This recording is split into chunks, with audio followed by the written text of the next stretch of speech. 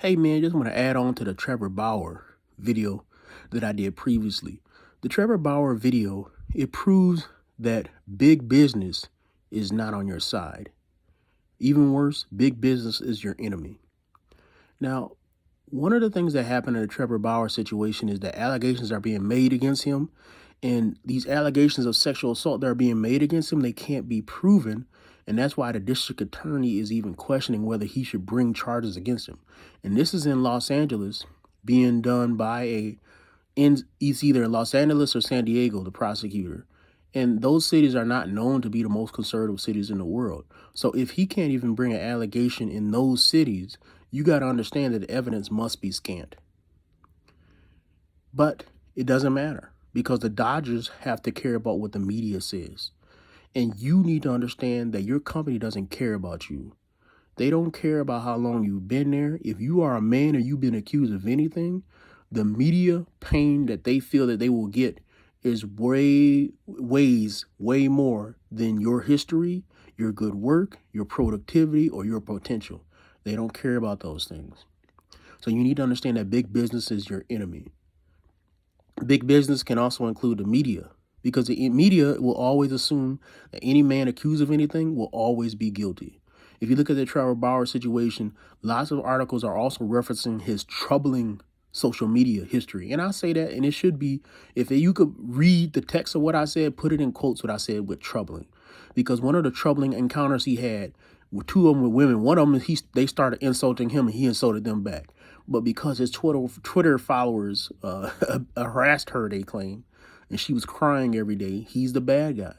And you need to understand, again, it is not a fair playing field. You need to understand this. Let me say this again. It will not be a fair playing field. In the past, if somebody hit you and you hit them back, well, nobody would say anything if you knocked them out because, hey, they hit you first. But now that's not the case. Now that's not the case because if anybody can claim victimhood against you, which means that in some way they are less privileged than you.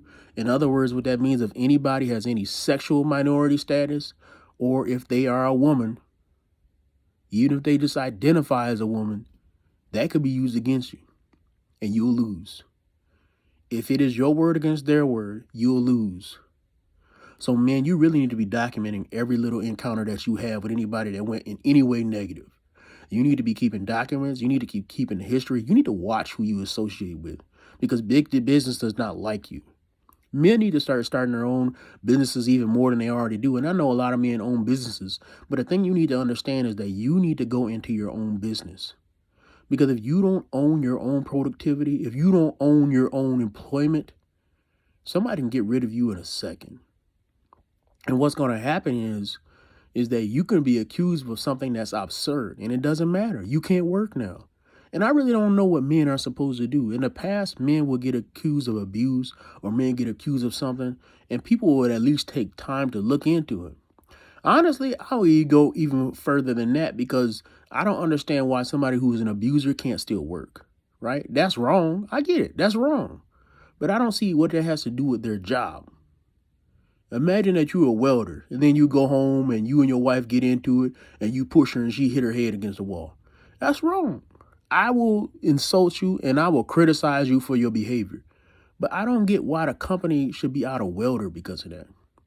And so the same thing, I understand why a running back would be out of the NFL because of that. A receiver would be out of the NFL because of that. So honestly, I do not get it.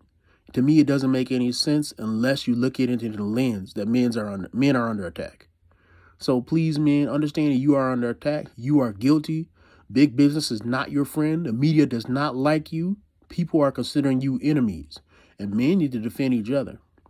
We need to give an objective look to all these things. Don't just jump on this until you see what the facts are.